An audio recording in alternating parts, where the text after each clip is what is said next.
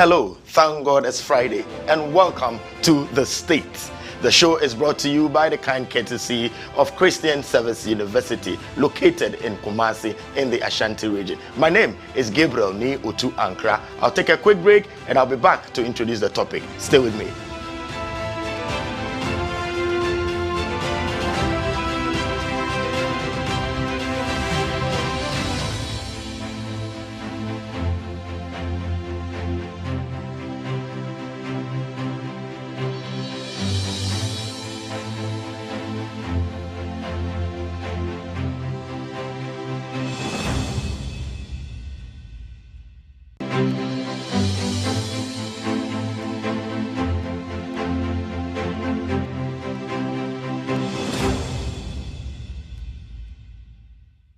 The Christian Service University, a fully chartered private university in Ghana, is inviting applications for admission. Undergraduate programs include BSc Nursing and Midwifery, Computer Science, Information Technology, Bachelor of Business Administration, BA Communication Studies, Planning and Social Development, and Theology with Administration. Postgraduate programs include MSc in Accounting and Finance, Monitoring and Evaluation, Corporate Planning and Governance. We have MA MPhil Communication Studies, MA Christian Ministry with Management, Event Management, MPhil English and Mathematics Education. With quality, faculty and state-of-the-art facilities, we blend academic work with entrepreneurial mindset in all our programs. For more information, please call 0246 275375, 0240 154825, or 0244 596603, or visit our website www.csuc.edu.gh. CSU is located at Odenaho Kwadaso on the Kumasi-Obuasi Road, 100 meters off Star Junction. Choose CSU today to secure the future of Africa. And to make him better known. That's Sorry, not sure. Wake up to a purposeful day.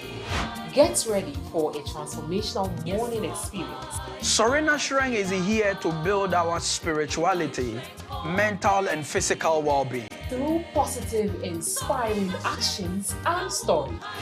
We bring you exciting activities and conversations that develop us as a people and as a nation. We take a look at the trending issues in Ghana and the rest of the world. And we also review the impacting stories from our local newspapers. Every morning, we bring you stories of hope, change, and renewal. We empower you through the Word of God and provoke you to live the purposeful life destined for you. Join us, Anita Kwaku, and the Reverend 𝐼𝐓𝐕 𝐊𝐴𝐚, Monday to Friday from 5:30 a.m. to 10 a.m. as we take you on an inspiring journey, live and exclusively on WTV. You may also join us on Facebook at WTV Ghana and on YouTube at Wesleyan TV Ghana. Sorry, not Shrine. Wake up to a purposeful day. Sorena Shrine is brought to you by Danwell Insurance, Multi-Credit Savings and Loans, and the Methodist University Ghana.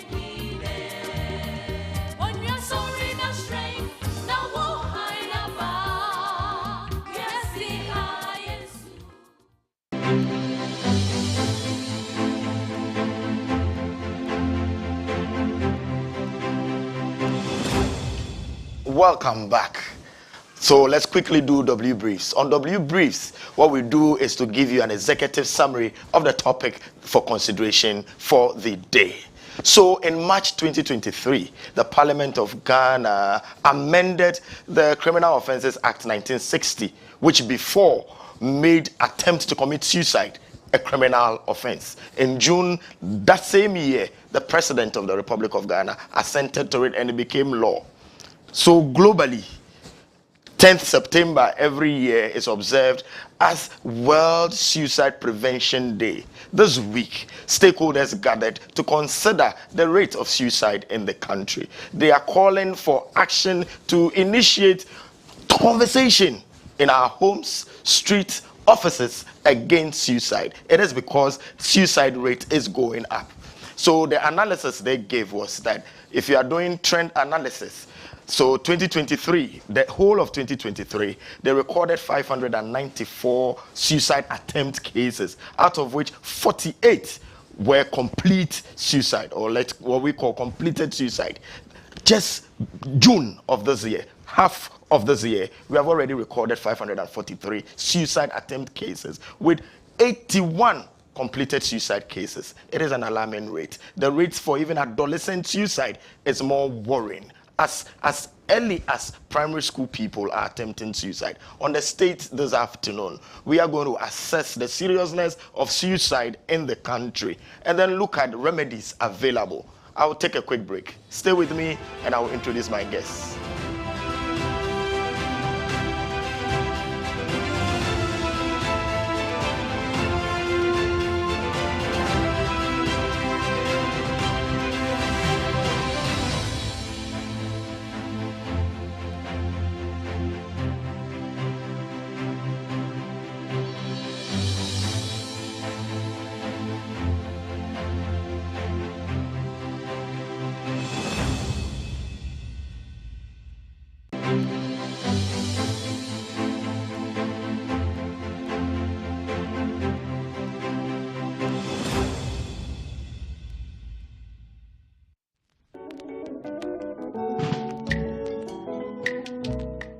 Nyansa, it's Yan and Peninano, and I agent in Peninano.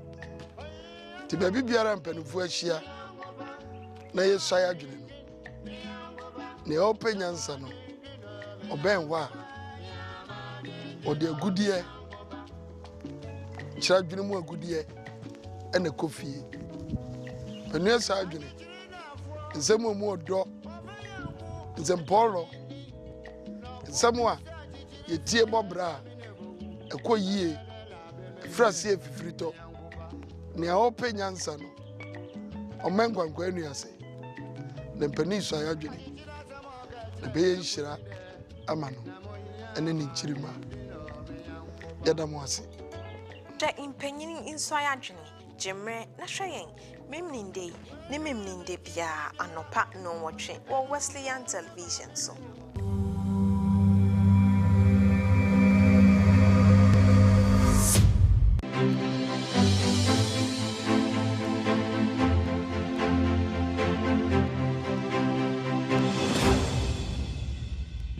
Welcome back.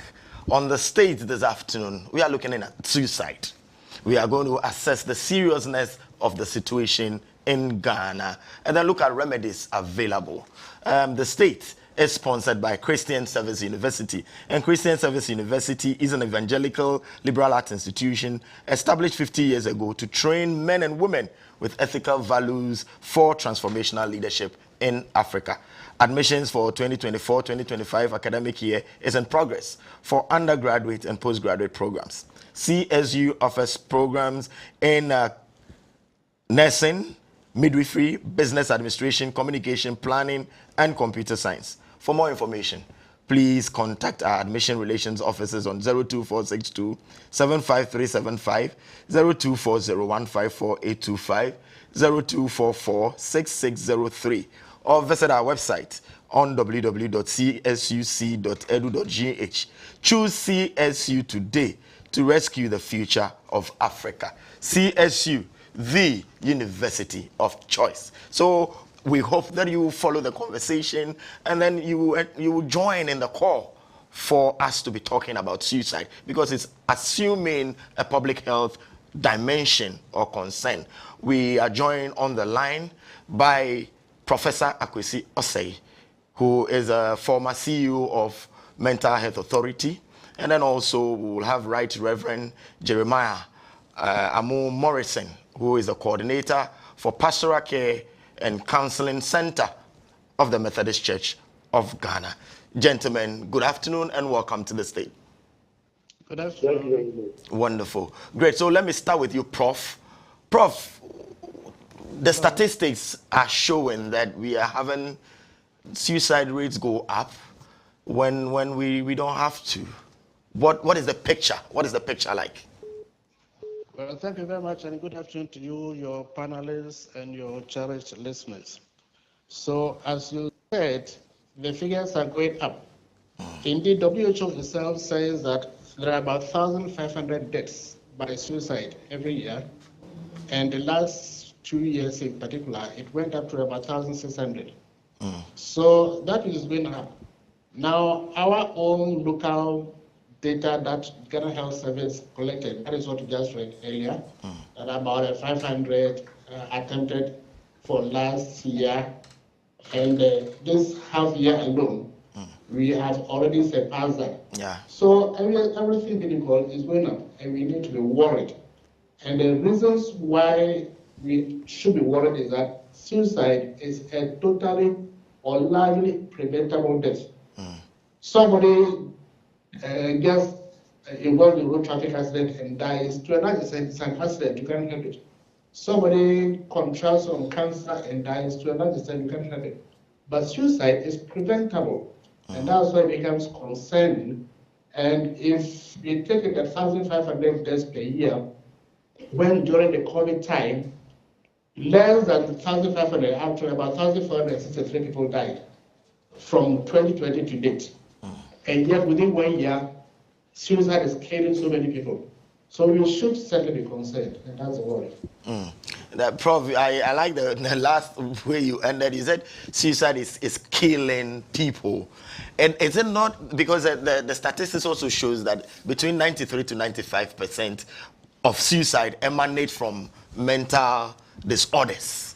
So does it shows that we are not mentally healthy or sound as a people, and we should be concerned. We should be worried.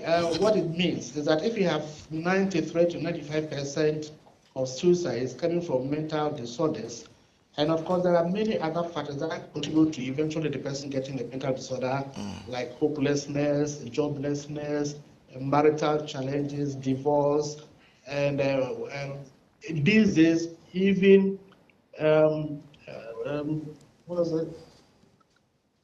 sports betting is now very significant. Sports betting among the youth. So all these are factors that we should really be worried. So your point is, does it mean you are not mentally healthy? Well, it means you are not exactly mentally healthy. There are factors that are worrying us.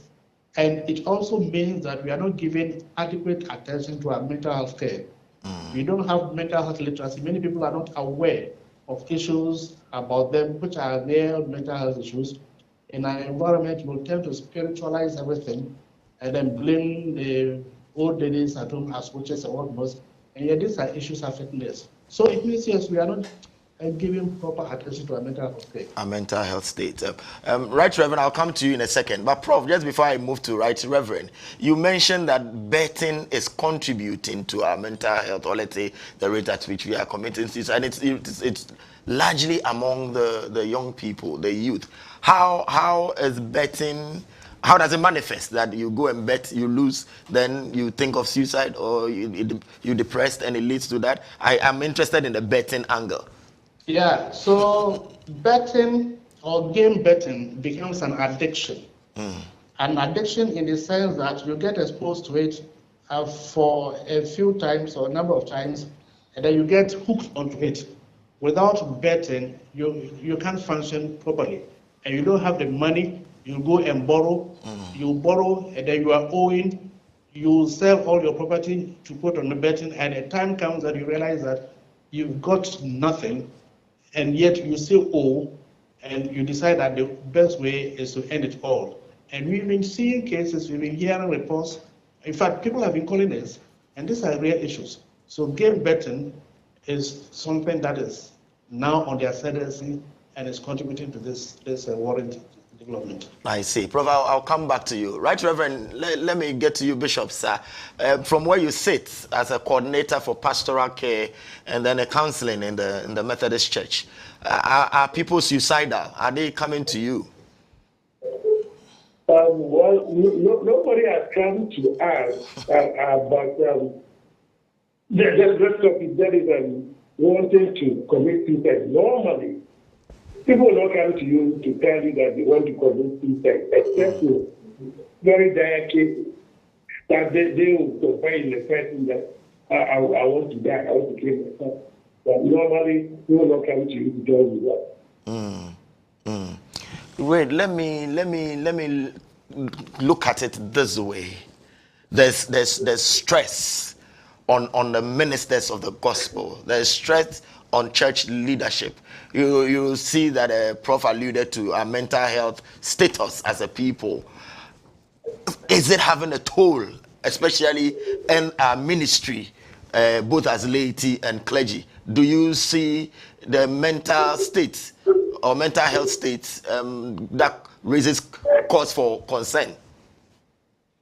Oh yes. In fact, let me say this. The problem is when the prayers of life get too intense, people, some individuals want to take their own life. And the thing about this, for so long a time before they become it. And the mental state, like Baby said, is very key. Many get into this act of self-destruction because of mental disorder for a whole lot of reasons. So, as a minister, as a software, where you said, what are the common cases that come to you that smacks of mental health state?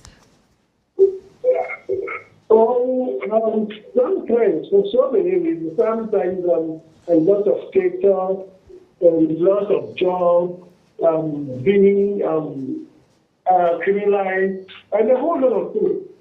And in these cases, if this care is not taken out of depression, someone will then become a mental patient at work, and then contemplate committing suicide from all these things.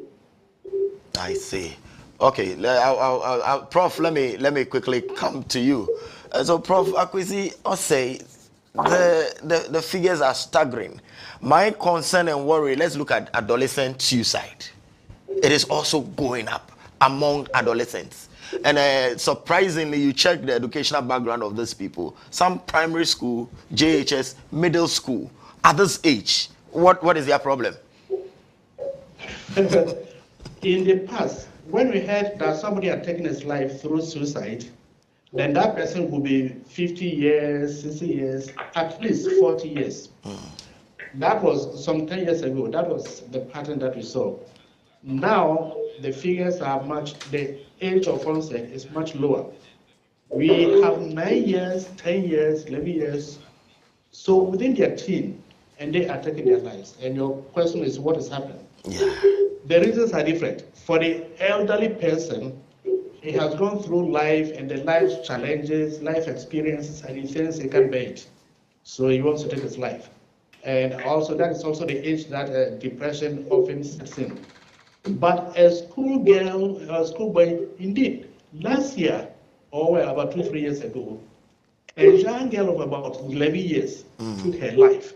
And the reason why she took her life was that she had seen it on the television, the media, explaining exactly how somebody else had died by suicide.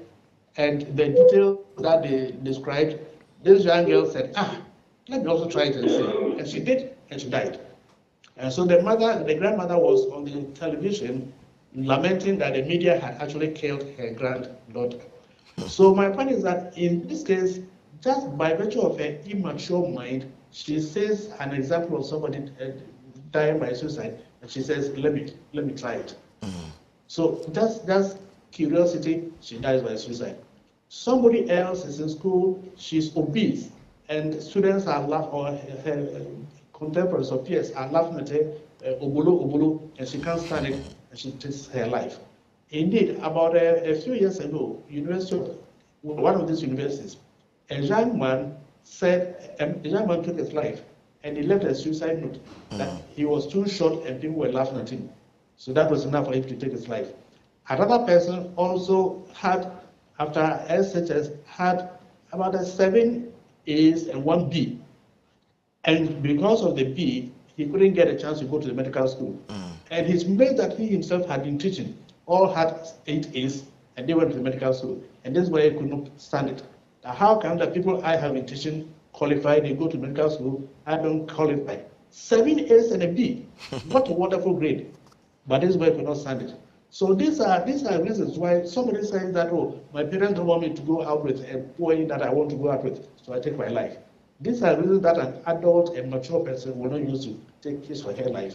But a young person, as immature as he or she is, will do that. So the reasons are different. Yeah. Varied reasons for why they will commit suicide. Let's look at the method by which I think the last bit you mentioned, and you are on record to have said that the media should also be cautious. I think you call it copycat suicide.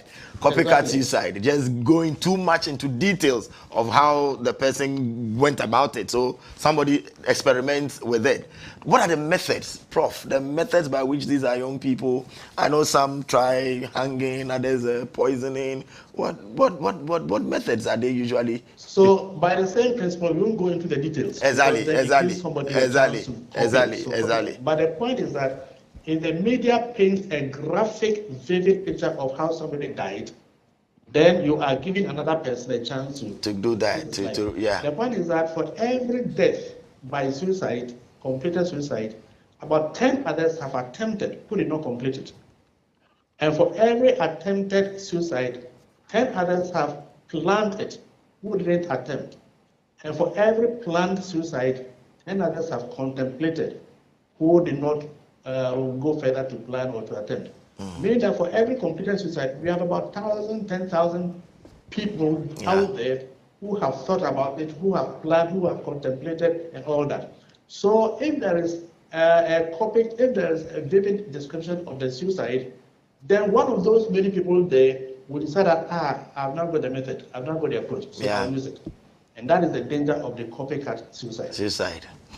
Okay, I'll be back. I'll just get back to you quickly, Prof. Let me go to Right Reverend Morrison. Papa, just Professor cited so many instances where, or stories or accounts where the adolescents have attempted or completed even the act itself. There's also the account of a young lady. Prof mentioned that this broken heart thing that the days before, the mother had taken her to the hospital, and when she didn't succeed, she said she had drank weedicide, and because the boyfriend jilted him. There was also this young lady, SHS2, who said school fees, and the mother said, you go to school, 190 cedis.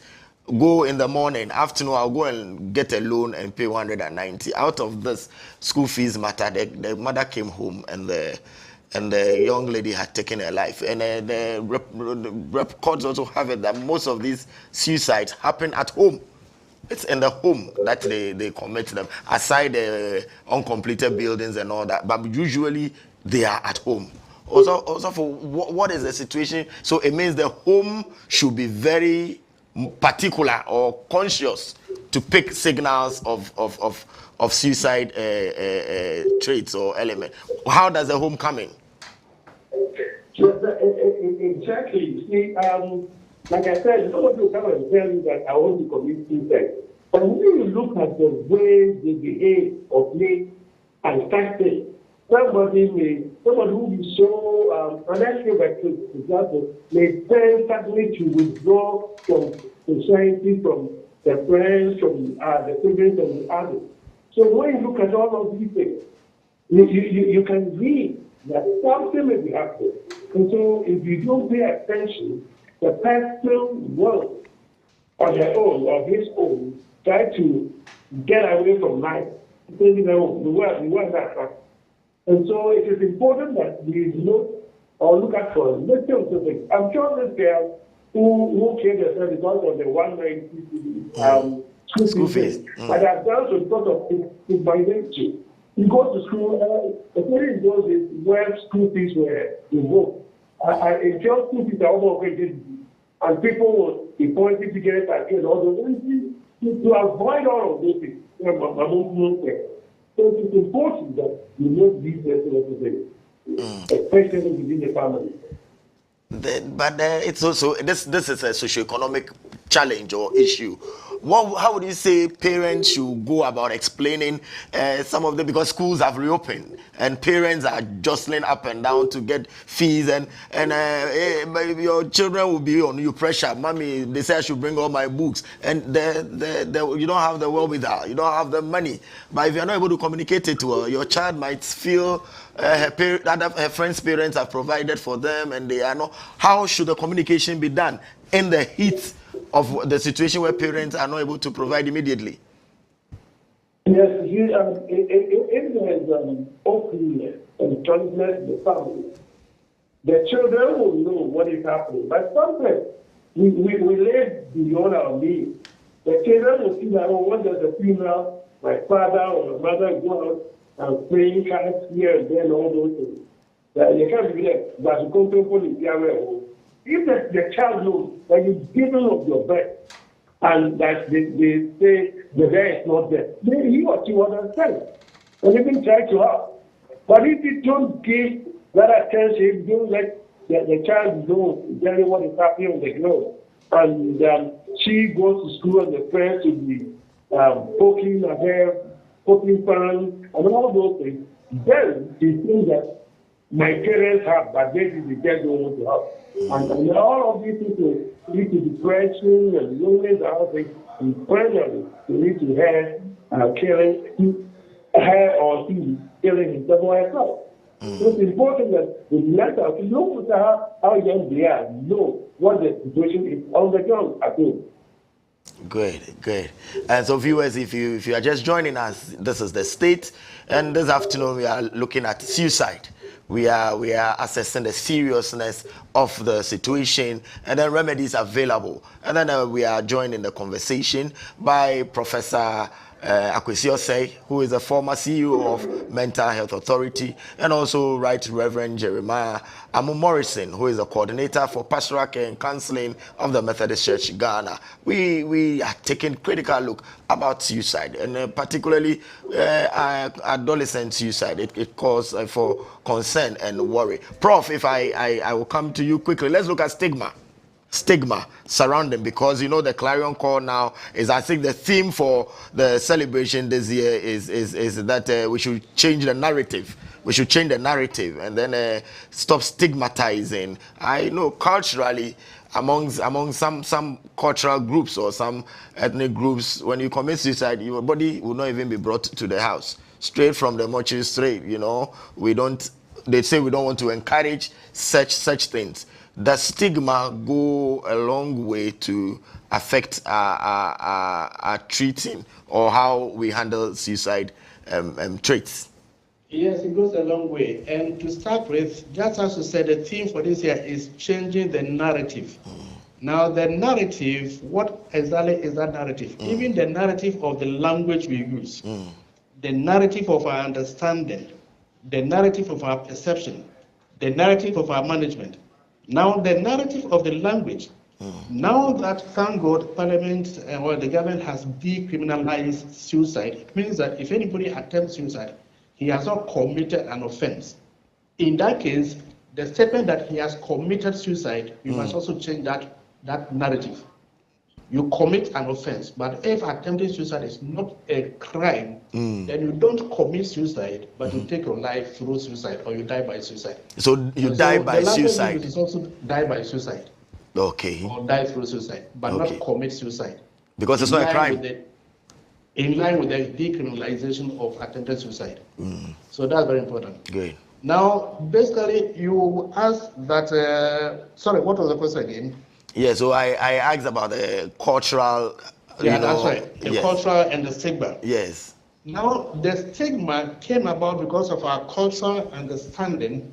You have done what is wrong, what the gods hate, and therefore that's a taboo. So if anybody attempted suicide, then you'll be pointing fingers at him or her by way of stigma. If the person completes suicide, then even in your death, you'll be punished because you'll not be buried at the normal place, cemetery where everybody will be buried. You'll not be given the proper burial. If we're in the military or security forces, you'll not be given the honors. So all these are stigma attached to suicide. And with this understanding and then change the narrative, we need to appreciate that most cases of suicide are simply mental illness. And if somebody dies through depression, are you going to punish the person because he was depressed? Are you going to stigmatize him? We know mental illness also has its own stigma. But by and large, we are trying to encourage people to change the way we perceive suicide. That it's not a sin, it's not a crime. Now talking about sin, it's another thing. Thank God the pastor is here. So that we need to appreciate that, yes, I'm sure people will quote the Bible to say, but our current understanding will let us know that if I die through depression, it is not because I was sinning, but because I was actually suffering. An attempt at suicide is really a cry for help. And I was really crying that, will somebody come to my help? Will somebody come to my aid? So that understanding will by and by help us to do away with that cultural belief. And of course, we also need to engage the custodians of our culture, who are the chiefs and the traditional leaders. We need to engage them and give the public education for them to appreciate, so that the finger pointing and the bastardizing the disease from suicide will also. So if somebody dies or somebody dies by suicide, which you have corrected our language, we should allow the person to be buried at the public cemetery where everybody is buried. The person should get the military honors if he died as a military person. Exactly. You know, I'm a gunman, and you see some of these that you don't even serve water, you don't serve drinks, and we don't want to encourage that. So now we should start serving savories and things, because we are changing the narrative. We should begin to look at anybody who dies through suicide as a normal person. Unfortunately, we did not respond to his cry, and he died. So if anybody has to be punished, it is we the living. So the person who has died through suicide. So we should change all that paradigm. So that is a narrative that we are to change. Exactly. Yes, Right Reverend, let me come to you. Prof shifted a question to you. Prof dealt with the legal aspect of it, where he says now we are changing the narrative, because that's the theme for the celebration this year. We no longer say the person committed suicide. We said he died by suicide or through suicide, because it is no longer a crime. You commit crime. So now we don't say the person committed suicide. And he said the legal part, it's not a crime. But as to whether it's a sin, because the stigma is also that when you have sinned, when you commit the sin. Do we also change our language from, is suicide a sin? Oh yes, we should change our perspective about sin. For example, we should try to show respect to the person who may be attempted and the suicide. Put your his or her shoe, and avoid arguments and all those. But let the individual know that you care. It could have been you. Anything could have happened. And so we should also try to increase their self-esteem. We should try to increase their self-esteem that after all, this capacity to live God well, and that is not the end of life.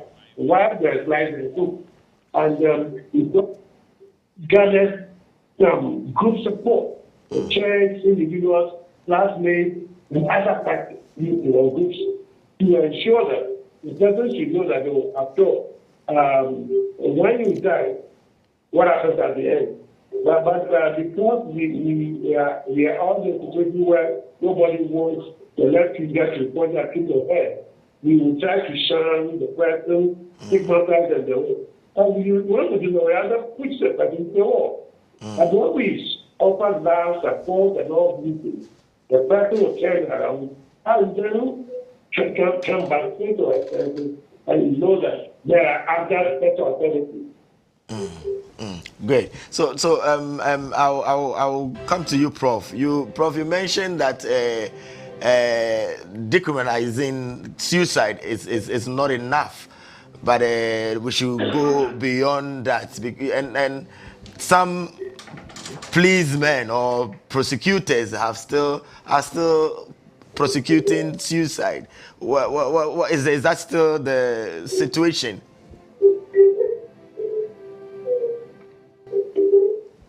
Professor, about 6-8 months ago, after the law had been repealed, there was a prosecution of an attempted suicide, meaning that the judge who prosecuted and the policemen who took the case to the court were themselves not informed about this fact. So it means that having just repealed it is not enough, having decriminalized it is not enough. You need to go further to give the education, the appropriate education to the judiciary, to the police, to the lawyers, to anybody who might be involved in prosecuting somebody with attempted suicide. So we need to do that. And then also educate the general public. Because if the general public is also aware, one could have said, no, but this is an attempted suicide, it's been decriminalized. Why are you taking me to court? So we need to go further to educate the public, to raise the awareness about the fact of the decriminalization and the implications. Great. We'll go on break, but before we do that, Prof, I'm interested in before the repeal of the law, in the criminalizing of suicide. How did it happen? If the person is dead and gone, does it mean there's prosecution of the dead? Well, normally it's the attempted suicide that was. So if you failed, if it is not completed. Exactly. And you realize that even becomes a disincentive for you not to complete it. Because it means if you start it, you must complete it at all costs, else you'll be arrested. So when you are arrested, you are jailed? You are tried? You are tried and you could jail for up to about 3 years. About 3 years. But thank God for the repeal. Now it's not criminal. It's not criminal. But it being not criminal does not mean that everybody who attempts it should be allowed to go scot-free. What it means is that you should recognize this person as having possibly an issue, mental health issue, and to be taken for assessment. And if proven that this person actually has a mental health issue, then it should be treated. Because, in fact, a previous attempt of suicide is a major risk factor for subsequent suicides, or subsequent attempts. Right. So if somebody attempts and then you just let him go scot-free, the chances are that he will complete it. So we get hold of this person, assess him, evaluate, and then possibly give him treatment. Great. So viewers, I'll take a quick break. When we are back, we'll look at remedies to this situation, this suicide that is gaining an alarming proportion. Don't go anywhere. Stay glued to your set. I'll be back soon.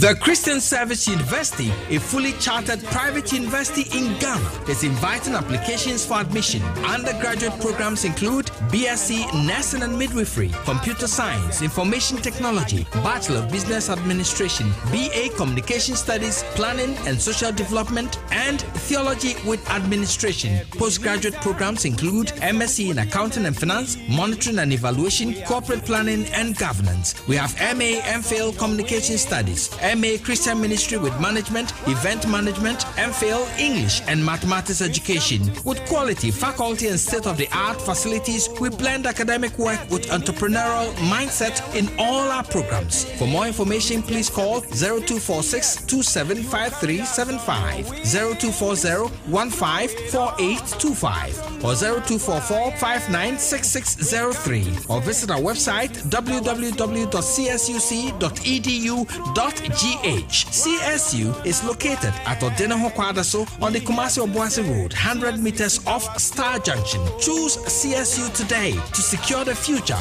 of Africa. And to make him better known. Praise God, praise God. Christ in T, you respond, yeah, addition.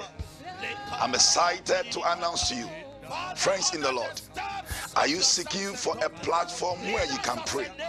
Open baby up a soul bomb pie. Now ninyami edi inkita home. Bibi so. And I'm an yebi na the same kum. And you coming home. Let's go into the prayer room on WTV every Friday 9 p.m. to 11 p.m. to meet seasoned ministers of God that God has raised to impact your life. Remember, John Wesley said, I have too much to do, therefore I spend several hours in prayer in able to do it. We try and say, Obin to me, that is why we are calling upon you. Meet myself, Reverend Hosea Osei, and the Evangelism Missionary Renewal Directorate as we lead you into the prayer room where we encounter Christ. And I believe your life will never be the same. Call your friends or loved ones every Friday 9 p.m. to 11 p.m. where we will encounter Christ. God bless you. See you on our screens on WTV every Friday 9 p.m. to 11 p.m. God bless you. That each and every one of us.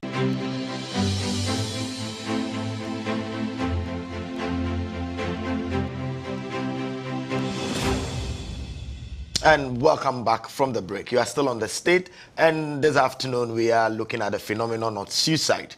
We are assessing the seriousness of suicide, and we've looked at particularly amongst adolescents. So adolescent suicide, we've looked at some of the risk factors, we've looked at the real situation on the ground, and we've had the privilege of talking to Professor 𝐖𝐓𝐕 𝐊𝐚𝐬𝐞ɛ𝐛ɔ, former CEO of Mental Authority, and then Right Reverend Jeremiah Amo-Morrison, who is the coordinator for pastoral care and counseling of the Methodist Church. Just before we went on break, we were looking at the stigma that is attached to suicide, and then we are hoping that we are able to garner the remedies before we end this conversation this afternoon. So we'll straight look for the remedies to this, because we are saying changing the narrative. How do we change the narrative? How do we get it that everybody gets it, that now people who are contemplating suicide have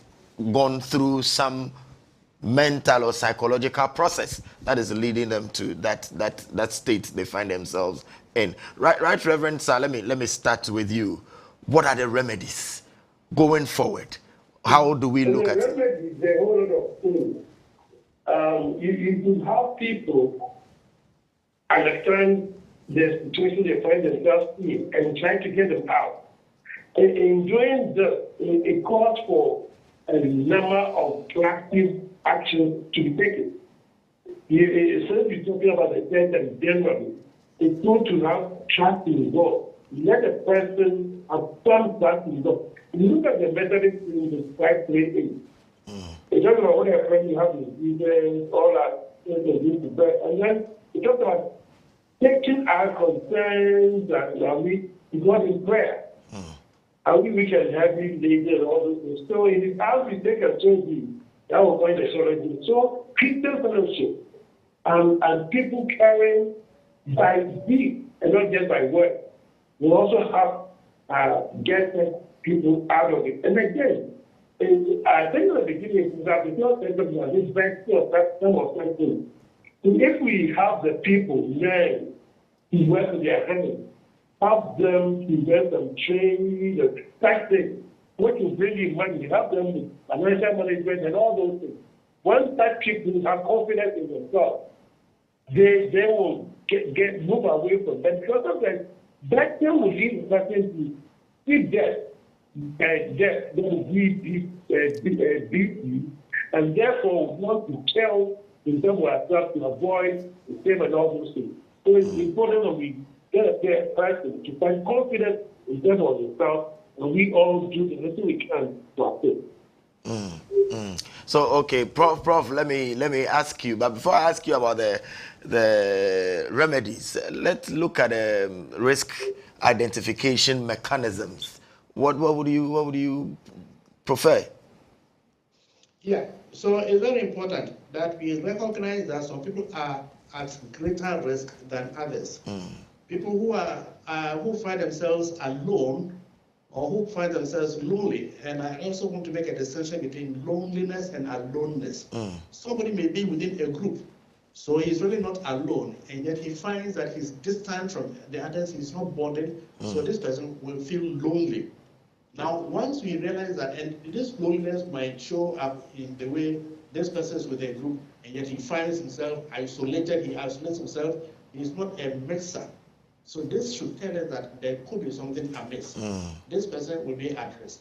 And then people also generally are within a risk population. Somebody we may know, maybe like a single parent, always laboring, and you realize that life is not that easy. Such a person is at risk. Or a widow or widower, and you realize that he's laboring under social stresses. Such a person is at risk. And then indeed, women generally tend to attempt suicide more than men. So in that sense, they are at greater risk. But men complete suicide more than women. So men are at greater risk of completing suicide. So all these are areas that we need to recognize. And then once we recognize it, sometimes people actually will tell us that life is not worth living. I feel like dying. I want to take my life. And then you tell them that go away. If you really intended to take your life, you wouldn't tell them. You would, yes, That yes. is false. Yes. That is false. For somebody to utter the words, open their mouth and say, I want to take my life, don't take it lightly, because he would have contemplated in his mind. I mean, everybody wants to protect his life. Like, as we say, salt is sweet. So people really want to preserve their life, but you're going through serious conditions in the mind that is, on one hand, pushing him to want to take his life. On the other hand, his desire to live is also getting him to stay away from taking his life. So that trauma, that confusion in his mind might make the person express verbally that I want to take my life. If you hear that, don't take it lightly. And then you may also realize somebody is trying to organize his affairs. Like somebody who was earlier not that tidy, now suddenly begins to be tidy, begins to order his affairs, begins to tell you that it's like verbal will. If I die or if I'm no longer there, take care of my children. Ordering his things. Such a person, don't take it lightly. Somebody may say that, oh, I'm going to travel, I don't know when I'm coming back. All of a sudden you are traveling, you don't know when you're coming back. Don't take it lightly. So you hear all this, and then we approach the person, explore, interrogate, and we may get the situation, and we may protect their life. So when you get this red flags, so to speak, this comment, what do you do? When you get a red flag, approach the person, especially if you are quite close as a friend or relative. Approach the person, sit down, try to win his confidence. That, okay, let's discuss. Would there be issues that we need to be aware of? Once you are able to win his confidence, he may open up. But if you simply say, go, tell me what is wrong, that you have not won his confidence. So approach him, win his confidence, and then ask him what could be at stake. And then he will open up. When he opens up, you may, if you may take the person to a professional.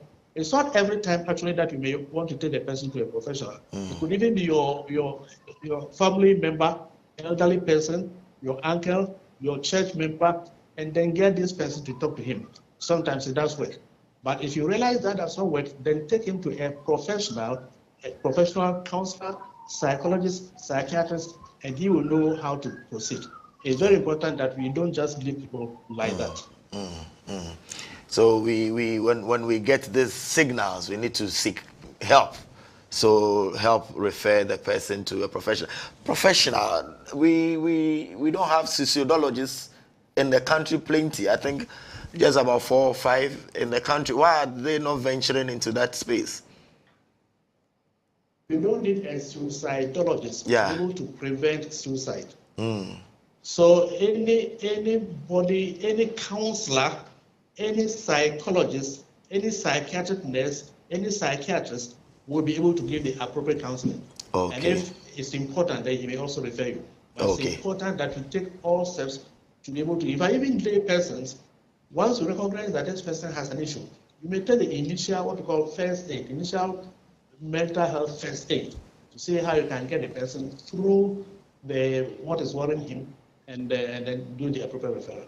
So we've heard you don't need a suicidologist. You don't need to be a suicidologist to help somebody who is contemplating suicidal thoughts or contemplating Prof says we shouldn't use the word commit. Contemplating suicide. So he's mentioned a lay person can, nurse can, anybody can do that. So it's a word that has come to all of us. If you are close by somebody, Prof has mentioned, the person stands to distance themselves, becomes alone or lonely, and then they start ordering their lives and all that. I'm traveling, I'm going here. These are all indications that the person could be thinking about this act. So we should quickly get their confidence. If you are able to win their confidence, they will open up. And they will open up, and it is beyond you. You give to a counselor, you give to a pastor, you give to somebody who will be there to help the person come out of it. Right, Reverend Morrison. Let me maybe as we are getting to the minutes of our program, let me ask if in a let me say in a church setting, when we refer, if Osofo is not there, where do we go to? Yes, the church has a lot of intervention, and then our system is like that. If the minister is not there, the other groups who can also come in, like for example, we have the various organizations like say men's collective, yes collective, women's collective, and all those things. Then the class systems are also there.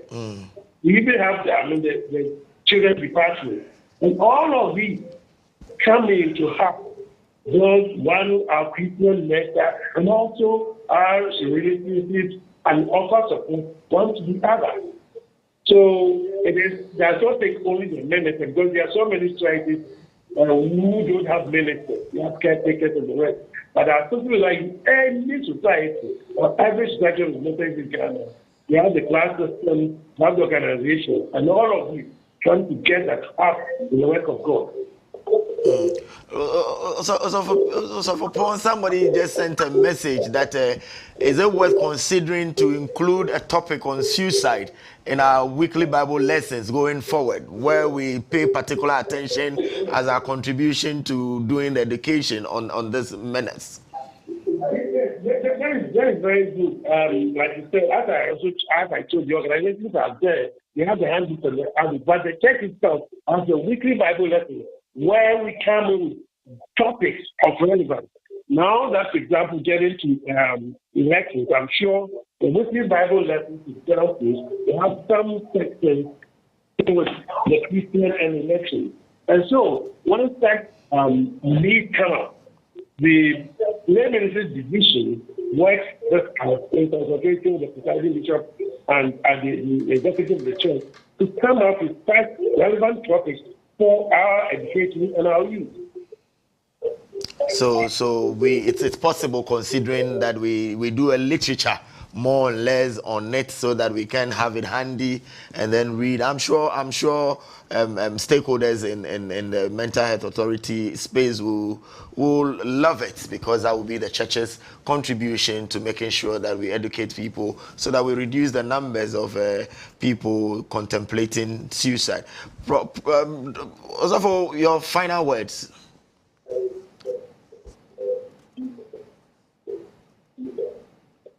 Right, Reverend Morrison? Yes, as you said, the church will surely be in a position to help with this, especially in the area of literature. And then, as you said, in the practical aspect of it, that we ensure that people contemplating suicide or people who are dependent on all those things find solid in the church. Great. Prof, any other area that you love the people to know that I have not touched on? Well, so the point is that we need to recognize that suicide is becoming more common than we thought, and is coming within the younger age group than we thought. And we should be each other's keeper. I'm not saying we should be nosy about people's lives, but if you see the red flags as you pointed out, please get closer to the person and see what support you can give. And let's not be pointing fingers at them. Let's not stigmatize people who have attempted suicide. Prof, I will ask you to speak directly to the young people, especially adolescent suicide as we have it in our schools. as we go to school, how do we look out for? What will you give to the students who might be going through depression, one way or the other, in their academic life or campus? Yeah. So we want to encourage them that life is not that easy. It's not a bed of roses. We all go through challenges of life. So if you are going through a challenge of life by way of your education, by way of your finances, by way of friends teasing you, making mockery of you, you should not use a permanent solution for this temporary problem. So just stand on your feet and tell yourself that this thing shall pass and I shall survive it. I will not end my life. We all have about 70 years, as the Bible says. If you're a young man of 20 years or even 15 years, it means you've got about 55 years ahead of you. You may never know what will become of you. You may be a president of Ghana, the minister of state, you may be any big person, chief executive, or your own entrepreneur yourself. Why would you want to rob all of us of that beautiful station that God is preparing for you? So please be on your feet and tell yourself that I shall not die through suicide. I shall not die through suicide. And that suicide is not an option for me. It's not an option at all. Prof, lastly, let me ask you, if I feel depressed, what should I do? Oftentimes, when the depression is setting in, you may recognize it. You yourself feel that you are not interested in anything. You may be losing sleep. You may be losing appetite. Then it should tell you that there's a red flag for me. Something is happening. Then quickly approach any clinic these days, any clinic at all, and then tell them your situation, and they will help you. If the depression advances to a certain point, then you don't even have an insight. You don't recognize that there's something wrong with you. You just sit by, you are not eating, you are not sleeping, you are just going through thoughts of why don't I kill myself? You will not recognize something is happening to you, but others will see it. Then they should quickly take you for help. Some suggest you should cool off, go to a recreational center and take some cool breeze and drink some. But I'm asking about the who cannot be doing that. So I think we've had a very fruitful conversation. So viewers, we've been looking at suicide, the phenomenon of it, and then we are looking at the ways of addressing it. And we've had Professor 𝐖𝐓𝐕 𝐊𝐚𝐬𝐿 join us in the discussion. Also, Right Reverend 𝗟𝗓𝐬𝐴MO Morrison, who is the coordinator for pastoral care and counseling of the Methodist Church. They have, in fact, taken us through thoughtful and insightful sessions looking at suicide and how to find remedies or solutions to it. Suicide is not an option, just like Professor 𝐖𝐓𝐕 said it. Life is beautiful. Do not even consider it. It is not an option. And let us change the narrative about suicide. It has been decriminalized. It is no longer somebody has committed suicide, but somebody died through suicide or died by suicide. The language itself is a matter of concern. When you see somebody isolate him or herself, somebody who used to be the bubbly type, somebody tries to clean up and says, I will travel, I'm going here, without, these are red flags. We should show concern and then win the confidence of the person and then ask that the person gets help if we can't refer the person. Suicide is not an option. Let us change the narrative. The church, everyone, friends, let us change the narrative, and we will save many, many, many people from taking their lives. So please, this weekend, make sure you take some rest. Drink enough water. Rest from your labor. The States will be back on your screens on Monday. Until then, keep the conversation going. Let us all educate one another. Suicide is not an option. Goodbye.